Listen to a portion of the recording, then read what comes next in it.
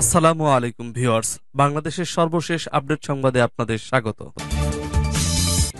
জানিয়ে দিব আমাদের হাতে থাকা সর্বশেষ গুরুত্বপূর্ণ আপডেট বাংলা সংবাদ। ভারতে পালাতে গিয়ে বিএসএফ এর গুলিতে ছাত্রলীগ নেতা পান্না নিহত। জানিয়ে দিব সরকারের রোডম্যাপ ও নির্বাচন নিয়ে সংলাপ চাইলেন ফখরুল। আরো জানিয়ে দিব রাতেই খুলছে না কাপ্তাই বাঁধ, পানি ছাড়ার সিদ্ধান্ত পরিবর্তন। এবং আরো জানিয়ে দিব বন্যা মোকাবেলায় এনজিওর সঙ্গে বৈঠক, তরুণদের সঙ্গে ঐক্যবদ্ধ হয়ে কাজ করার আহ্বান। সর্বশেষ জানিয়ে দেব 10 লাখ পরিবার পানিবন্দী, পানি কমতে শুরু করছে, অনেক এলাকা এখনো বিচ্ছিন্ন, আটকে রয়েছে লাখো মানুষ। শুনছিলেন সংবাদ শিরোনাম, এরপর বিস্তারিত। তার আগে অনুরোধ থাকবে, ভিডিওটি যদি ভালো লেগে থাকে ভিডিওটিতে একটি লাইক এবং কমেন্ট করে জানিয়ে দিন ভিডিও সম্পর্কে আপনার মূল্যবান মতামত, এবং আরো কমেন্ট করে জানিয়ে দিন ভিডিওটি আপনি কোথা থেকে দেখছেন এবং শুনছেন। ভারতে পালাতে গিয়ে বিএসএফ এর গুলিতে সাবেক ছাত্রলীগ নেতা পান্না নিহত। ভারতে পালাতে গিয়ে বিএসএফ এর গুলিতে বাংলাদেশের ছাত্রলীগের সাবেক সাধারণ সম্পাদক এবং পিরোজপুর জেলা আওয়ামী লীগের সদস্য ইসহাক আলী খান পান্না নিহত হওয়ার অভিযোগ উঠছে। ভারতের প্রবেশের পর শুক্রবার মধ্যপ্রাচ্য মেঘালয়ের শিলং পাহাড়ে ওঠার সময় তার মৃত্যু হয়। সামাজিক যোগাযোগ মাধ্যমে ছড়িয়ে পড়া একটি ছবিতে তার লাশের এক পাশে রক্তের স্তূপ দেখা যায়।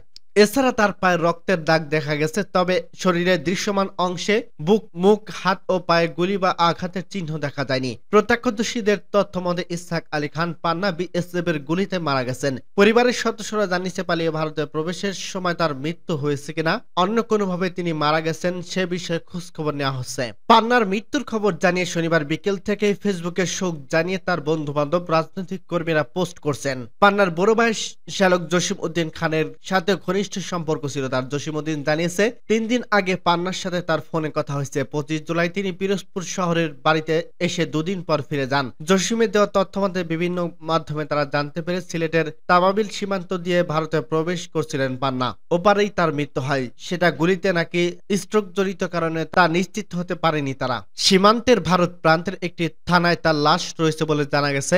একই তথ্য জানায় পান্নার ভাগ্নে এবং কাউখালীর চিরাপাড়া সাতুরিয়া ইউনিয়নের পরিষদের চেয়ারম্যান লাইকুজ্জামান মিন্টু।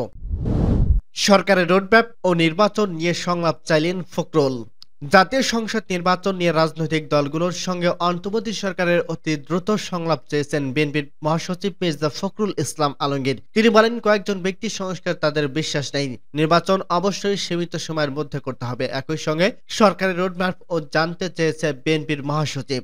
শনিবার জাতীয় প্রেস ক্লাবের এক আলোচনা সভায় তিনি এসব কথা বলেন। সাবেক প্রধানমন্ত্রী কাজী জাফর আহমেদ নবম মৃত্যুবার্ষিকী উপলক্ষে ভাসানী অনুসারী পরিষদের উদ্যোগে এই আলোচনা সভা হয়। 2015 সালের 27 আগস্ট তিনি মারা যান। মির্জা ফখরুল ইসলাম আলমগীর বলেন, আমরা মনে করি অন্তর্বর্তী সরকার যৌক্তিক সময়ের মধ্যে নির্বাচনের ব্যবস্থা করবেন। এই সরকারের উপর আমাদের আস্থা রয়েছে, জনগণের আস্থা রয়েছে, সবাই আস্থা রাখে, কিন্তু অবশ্যই সেটা নির্বাচন অনুষ্ঠান সীমিত সময়ের মধ্যে করতে হবে। এটা একটা সময়ের মধ্যে করতে হবে, যৌক্তিক সময়ের মধ্যেই করতে হবে, তা না হলে উদ্দেশ্য সম্পূর্ণ ব্যাহত হবে। এ প্রসঙ্গে তিনি বলেন, অবশ্যই অতি দ্রুত জনগণের চাহিদা পূরণ করতে রাজনৈতিক দলগুলোর সঙ্গে আলোচনা করে কিভাবে একটা নির্বাচন দ্রুত করা যায় এবং প্রয়োজনীয় সংস্কার করা যায় সেজন্য এই সরকার কাজ করবে বলে আমরা প্রত্যাশা করি। আমি নির্বাচন কথাটার উপর জোর দিতে চাই। যে সংস্কারের বিষয়টা এসেছে সেই সংস্কারের জন্য নির্বাচন অত্যন্ত গুরুত্বপূর্ণ, কারণ সেটা কিভাবে আসবে সেটা নির্বাচনের সংসদ সদস্যদের মধ্য দিয়ে আসতে হবে, এর কোনো বিকল্প নেই। কয়েকজন ব্যক্তি একটা সংস্কার করে দিল, এটা আমি বিশ্বাস করি না। রাতে খুলছে না কাপ্তাই বাঁধ, পানি ছাড়ার সিদ্ধান্ত পরিবর্তন। রাঙ্গামাটি কাপ্তাই কর্ণফুলী পানি বিদ্যুৎ কেন্দ্রের 16টি স্পিলওয়ে 6 ইঞ্চি করে রোববার সকালে খুলে দেওয়া হবে। শনিবার 24 আগস্ট দিবাগত রাত 10টায় পানি ছাড়ার কথা থাকলেও স্পিলওয়ে খোলার সিদ্ধান্ত পরিবর্তন এনেছে কর্তৃপক্ষ। কর্ণফুলী পানি বিদ্যুৎ উৎপাদন কেন্দ্রের ব্যবস্থাপক এটিএম আব্দুল জাহের শনিবার দিবাগত রাত 11:15 এ তথ্য নিশ্চিত করে গণমাধ্যমকে বলেন, রোববার 25 আগস্ট সকালে প্রাথমিকভাবে 16টি স্পিলওয়ে 6 ইঞ্চি করে খুলে দেওয়া হবে। এতে প্রতি সেকেন্ডে 9000 কিউকেস পানি অনুৎপাদ বয়ে যাবে। যদি প্রয়োজন দেখা যায় 4 থেকে 5 ঘন্টা পর স্পিলওয়ে 1 ফুট খুলে দেওয়া হবে। 1 ফুট পানি নিষ্কাশন করা হলে প্রতি সেকেন্ডে 18,000 কিউসেক পানি অনুৎপাদন ব্যয় হিসেবে গণ্য। বর্তমান বিদ্যুৎ কেন্দ্রে 5 ইউনিটের মোট উৎপাদন 220 মেগাওয়াট। প্রকল্প পাদের ধারণ ক্ষমতা 109 এমএসএল। রোদে পানির স্তর 108 এমএসএল। কর্ণফুলী পানির বিদ্যুৎ কেন্দ্র উৎপাদন ব্যবস্থাপক ভাটি অঞ্চলে ক্ষয়ক্ষতির বিষয়ে সময়ে আলোকে বলেন, বাঁধের নিরাপত্তা সলজি স্পিলওয়ে 1 ফুট করে খুলে দিলে হ্রদের পানি নিষ্কাশন করলে চট্টগ্রাম জেলা রঙ্গিনার গুরমাই বিল তলিয়ে যাবে। এছাড়া চট্টগ্রাম জেলার কোনো ক্ষতি হবে না।